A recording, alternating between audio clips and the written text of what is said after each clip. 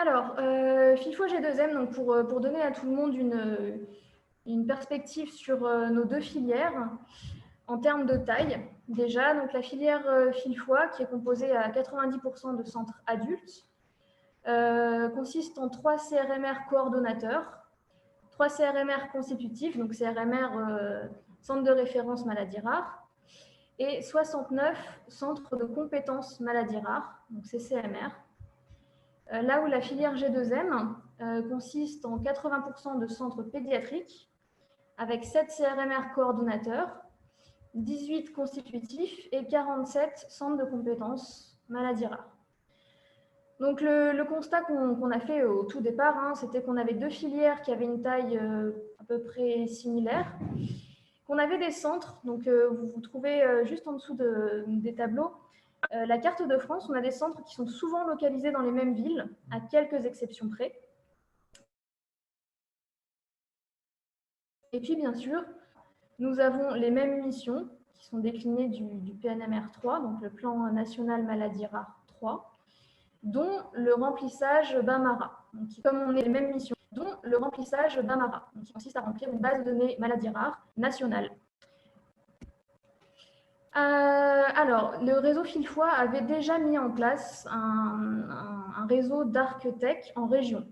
Donc des architectes, des attachés de recherche clinique et des techniciens d'études cliniques qui avaient pour vocation d'aider les centres de compétences, qui ont souvent peu de moyens, à faire ce remplissage, justement.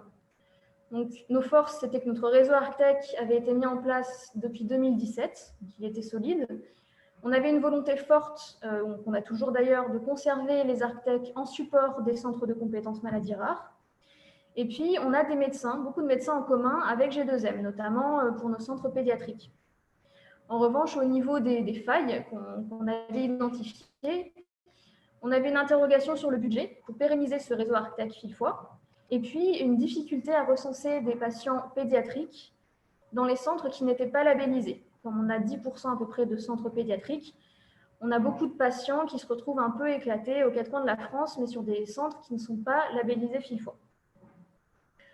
Bonjour à tous. Donc, les avantages par rapport à la filière G2M, c'est vraiment un groupe de travail qui était très actif et très motivé pour accélérer le remplissage de BAMARA, un parti pris de la filière pour prioriser l'action BNDMR et des médecins en commun entre le réseau Filfois et G2M. Par contre, bien sûr, on ne disposait pas d'un réseau qui était en place d'architectes sur le terrain. Et en fin de compte, on avait besoin surtout de l'expérience et du recul qu'avait Filfois concernant cette action pour la mettre en place et pour savoir dans quelle direction avancer pour aboutir très vite à un résultat concret pour cette saisie.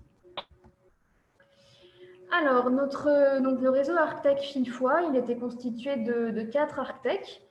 Donc, vous voyez là, donc, nous avons Amina Malek, qui a un périmètre, donc Île-de-France, Rouen, Amiens, donc Île-de-France et Nord. Thierry Poumarou, qui est notre architecte, qui est basé dans le sud-est, pardon.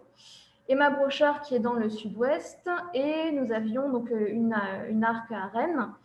Nous l'avons, donc elle a changé, maintenant c'est Mounira Zerghimi pour la Bretagne.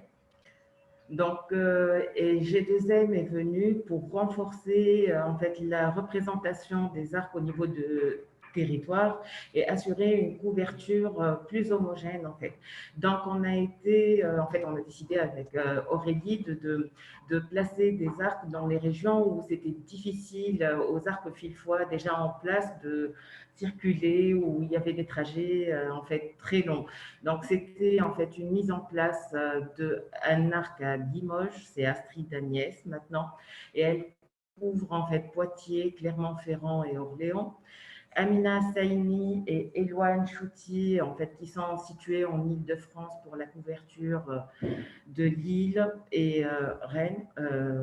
Bon, et je crois qu'il oui, donc, et en même temps, en fait, là, en recrutement, un arc à Strasbourg et qui assurera Nancy, Mulhouse, Reims, Besançon et Dijon. Alors, tout ça, c'était pas juste faire venir des nouveaux arcs tech, hein. On avait un réseau ancien, il y avait un réseau nouveau. Donc, ça demandait une certaine organisation. Donc, c'est passé par plusieurs actions. La première, c'est qu'on a mis en place un plan de communication à plusieurs niveaux pour que chaque architecte puisse se référer à différents interlocuteurs. Donc, un niveau 1 sur les questions de codage et les questions relatives aux maladies. Donc, on a une référente technique par filière parmi les architectes. Au niveau 2, donc, il y avait tous les sujets, on va dire, administratifs, d'ordre général, les questions relatives au centre, et puis les questions de niveau 1 qui étaient restées sans réponse. Donc, nous, au niveau de Fil-Foi, nous avons une coordinatrice des architectes, la coordinatrice recherche de la filière. Et au niveau de G2M, donc c'est Asa qui se charge en tant que chef de projet d'assurer ce niveau 2. Et puis au niveau 3, donc pour toutes les questions de niveau 1 et 2 qui seraient restées sans réponse, on a donc moi, la chef de projet Fil-Foi et l'animateur de Fil-Foi, et les responsables du groupe de travail G2M. En parallèle, on a trouvé très efficace de mettre en place un système de tutorat entre les architectes plus anciens et ceux qui arrivaient. Donc là, on est une arrivée en septembre, une arrivée en octobre, une arrivée en novembre. On en aura une dernière donc, pour Strasbourg.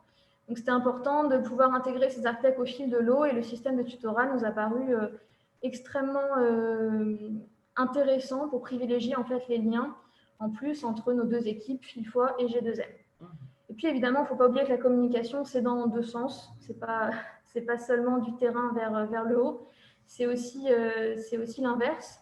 Et donc, on a une redescente d'informations très régulière concernant les actualités des filières, les plans d'action, les appels à projets en cours pour les centres, parce que les architectes peuvent nous servir de relais sur place pour les centres de compétences, et puis la mise à disposition de nouveaux outils. En même temps, en fait, on a essayé aussi de mettre en place des réunions pour assurer l'échange, la coordination.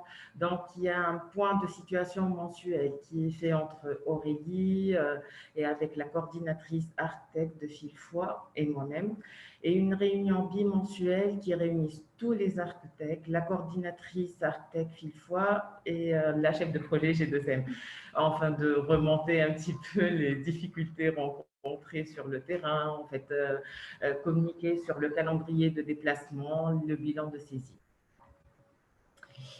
Alors, c'était aussi important de mettre en place des formations pour tout ce petit monde. Donc, on a mis en place deux types de formations.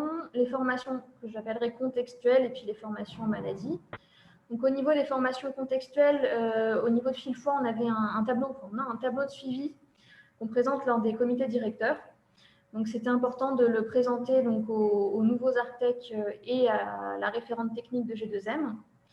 On a planifié une deuxième session, d'ailleurs, pour les nouveaux arrivés, parce que G2M aimerait s'inspirer de ce tableau pour en mettre un similaire en place. Donc, on pensait que c'était important de remettre une couche, c'est un tableau un peu conséquent, on va dire, et tout le monde n'est pas familier d'Excel.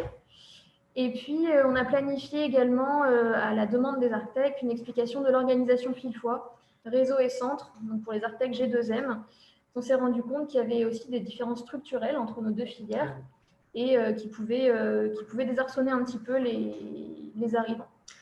En même temps que cette formation en fait contextuelle, en fait, il y a une formation aux maladies, puisqu'en fait les filières elles sont différentes, la nature des pathologies aussi est différente. Donc G2M surtout, elle a mis en fait une première formation qui a été réalisée au tout début du projet en juillet 2020 pour les arcs Fil-Foi qui sont déjà en place pour les maladies métaboliques, et elle a été assurée par Pascal Delanglais.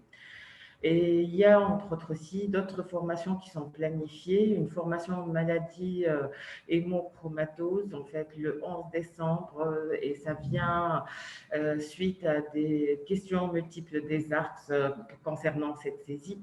Une session de questions-réponses pour les anciens techs concernant les maladies métaboliques, mais une formation aussi pour les arcs en fait embauchés récemment, et ça viendra le 14 décembre. Et enfin, en fait, une formation prévue pour tous les arcs là nouvellement embauchés aux maladies Fil-Foi, et elle sera programmée en janvier 2021. Un dernier outil qui a été mis en place, donc Ce sont, on va dire, des outils concrets. Donc, on a mis en place un espace virtuel Slack. C'est un outil de discussion commun entre G2M et Fil-Foi pour toutes les équipes. On ne voulait pas se limiter aux architectes. On a mis en place dans cet espace virtuel un espace de discussion dédié auquel on n'a pas accès, qui est vraiment pour que les architectes puissent échanger en toute liberté.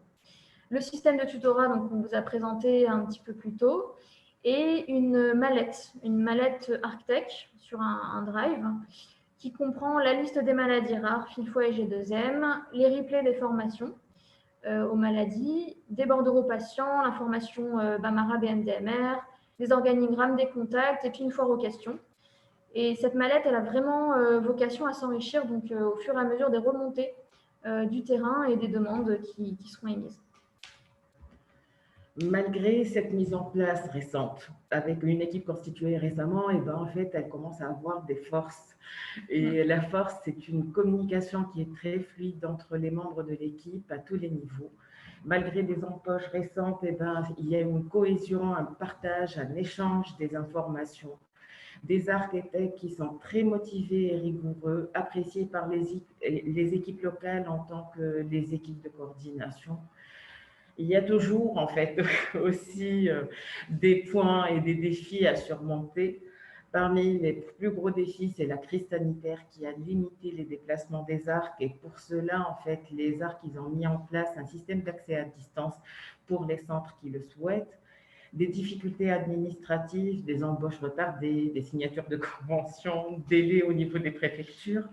Là, on a essayé un petit peu de faire en fait, un point de soutien pour en fait, pallier à ce manque et ce retard par des contacts avec les acteurs de la PHP, aussi en fait, les hôpitaux concernés, hébergeurs des arcs, pour essayer de les motiver.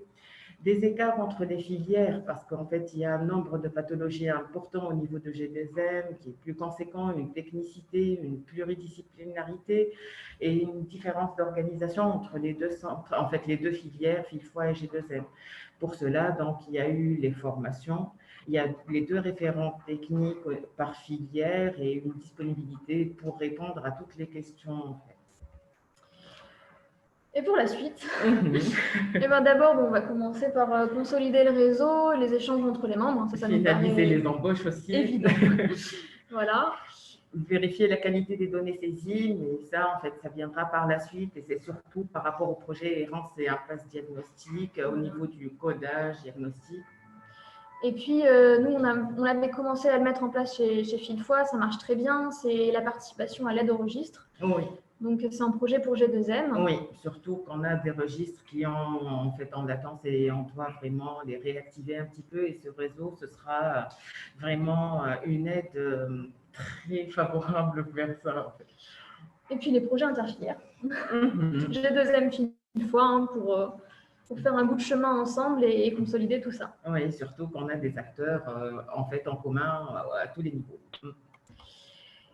Alors, si vous avez des questions, vous pouvez nous les poser maintenant et puis par email. Donc, on vous a mis les contacts de tout le monde.